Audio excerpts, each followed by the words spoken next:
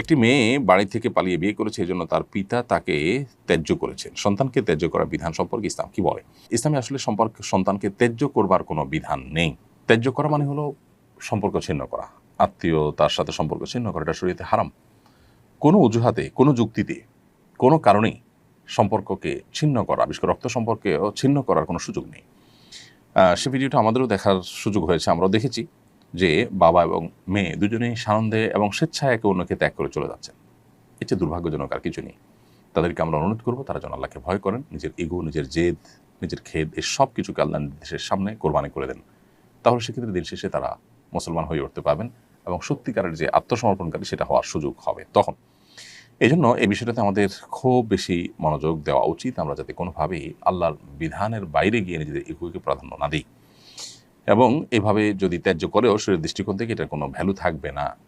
এখন প্রশ্ন হলো, একটা মেয়ে খারাপ পথে চলে গেছে, একটা ছেলে খারাপ পথে চলে গেছে, তাকে শাসন করা যাবে না? হ্যাঁ, শাসন করবেন। শাসন করতে গিয়ে সম্পর্ক ছিন্ন করবেন না। শাসন করার জন্য শরিয়ার সীমানা থেকে অনেক শাসন আপনি করতে পারেন। জীবদ্দশায় যদি কোনো টাকা পয়সা দেন, সম্পদের বন্টন করেন, যে খারাপ কাজ করেছে বা খারাপ পথে গেছে তাকে শাসনস্বরূপ তাকে আপনি কম দিলেন, এই সুযোগ আছে। একজন ভালো কাজ করেছে তাকে একটু বাড়িয়ে দিলেন, সে সুযোগ আছে। অতএব আপনি সে সমস্ত পথগুলো অবলম্বন করতে পারেন, কিন্তু তাকে ত্যায্য করে, আত্মীয়তার সম্পর্ক ছিন্ন করে আপনার এই জেদ মেটাবার সুযোগ কিন্তু নেই।